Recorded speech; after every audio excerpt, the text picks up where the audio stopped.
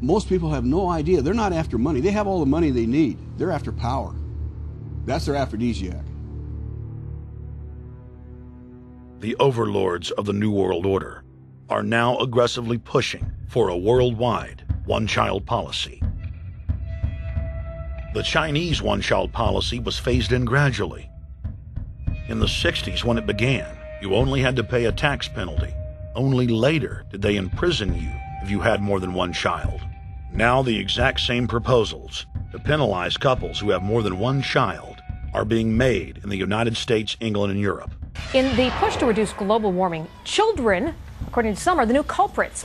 A think tank in the UK says too many kids are what's making the planet worse, saying large families, anything over 2 children really, should be frowned upon as an environmental no-no, akin to not reusing your plastic bags, driving one of those big gas-guzzling cars, taking long trips overseas. The UK, in fact, has negative growth. I think Canada does too. That still, families in our rich countries shouldn't have more than 2 kids.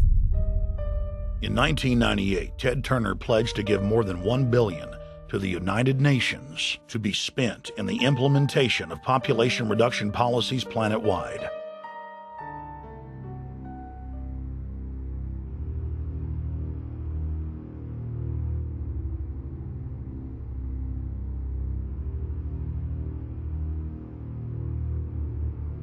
In 1999, the Bill and Melinda Gates Foundation gave $2.2 billion to Planned Parenthood, the United Nations Population Fund, and other population reduction groups.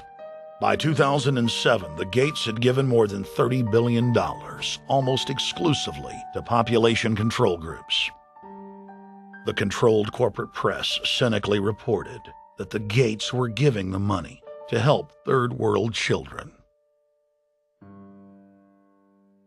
Bill and Melinda Gates were dethroned as the world's most generous philanthropists when their friend and fellow population reduction enthusiast, Warren Buffett, gave $37 billion to fund an army of population control groups. And I actually think the world will be much better when there's only 10 or 20% of us left. Dr. Eric Pianka. Prominent University of Texas biologist Dr. Eric Pianka, while receiving an award from the Texas Academy of Science, said that the worldwide AIDS pandemic was, quote, no good, it's too slow, and went on to laud the virtues of Ebola because it would kill 90% of the world population quickly.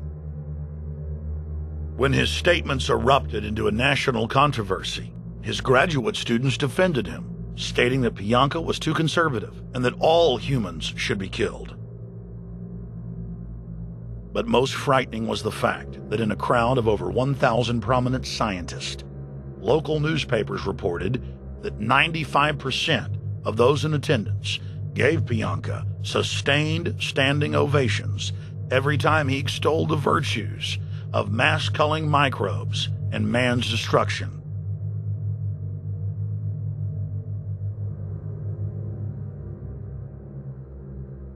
China was able to turn the corner and become the leading world superpower because they have a police state and they are able to force people to stop reproducing.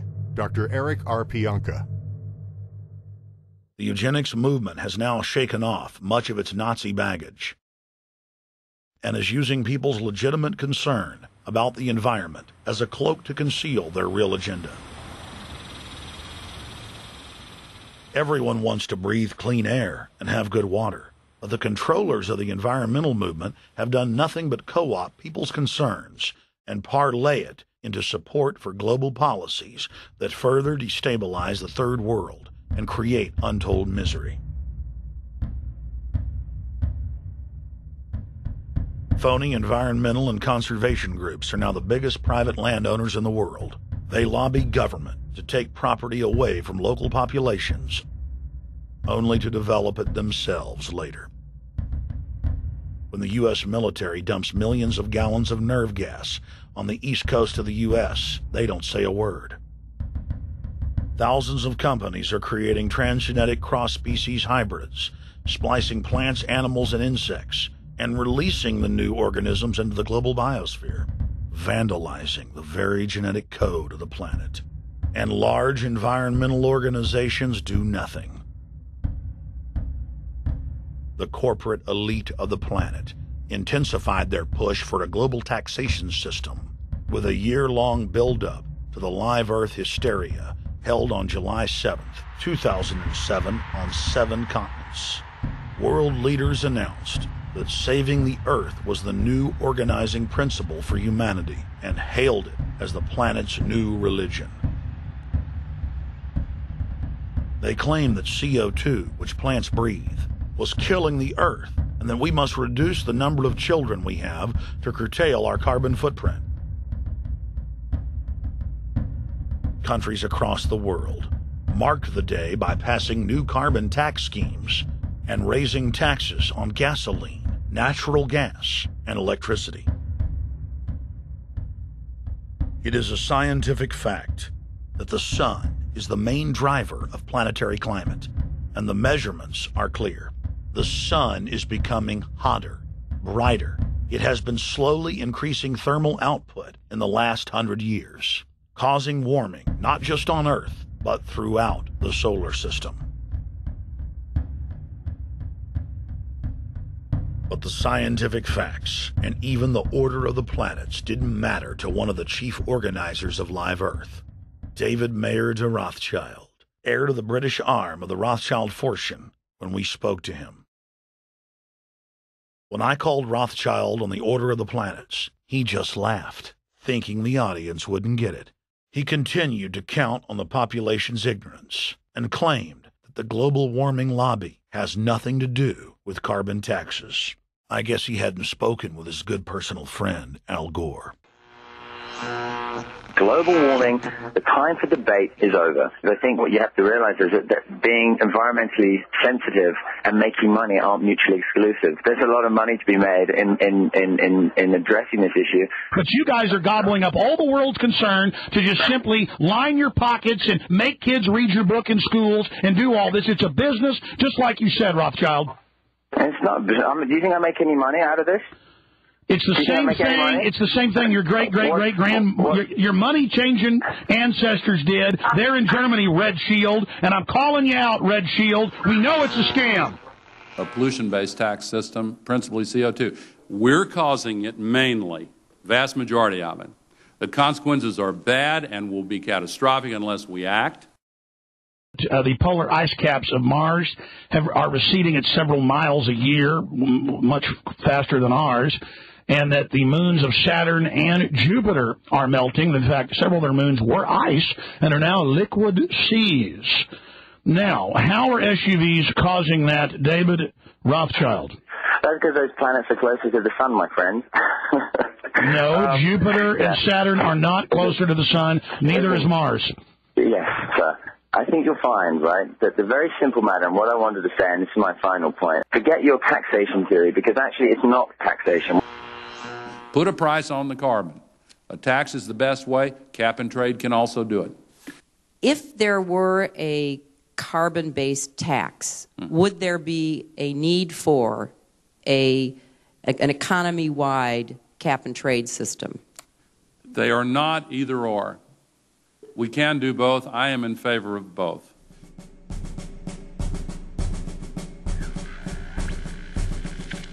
The architects of the New World Order are in a race to complete the structure of world government so they can suppress the independent development of technologies that threaten their monopoly of power, while at the same time steering new developments in the direction the architects chart for humanity.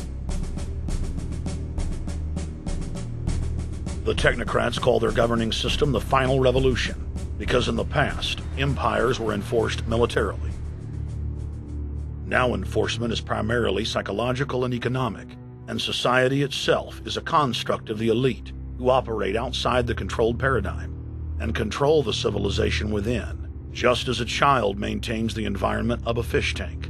We are like lab rats living out our entire existence, never questioning the confines of the cage or the scientists who experiment on us. New World Order engineers have hijacked human destiny. Its controllers have closely studied human behavior for more than 100 years and are now steering us with expert control, using our primitive drives and desires as levers. They have developed their mind control systems to the point of being able to control the average unconscious person like a car.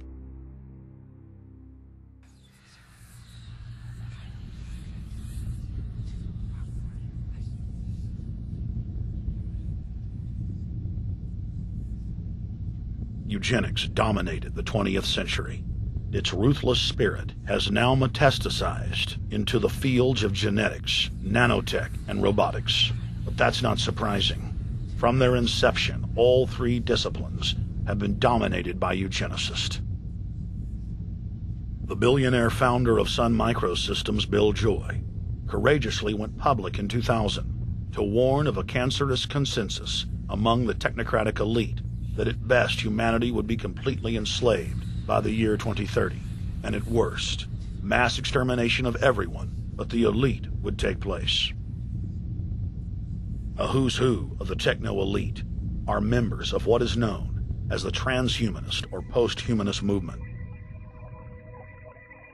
Many of its adherents see only the beneficial aspects of technology's exponential rise, like bringing sight to the blind, sound to the deaf, and longer life for all. But what many of them don't know is that master eugenicist Julian Huxley founded transhumanism, and that society's controllers openly admit that the new system is designed to progress into absolute tyranny.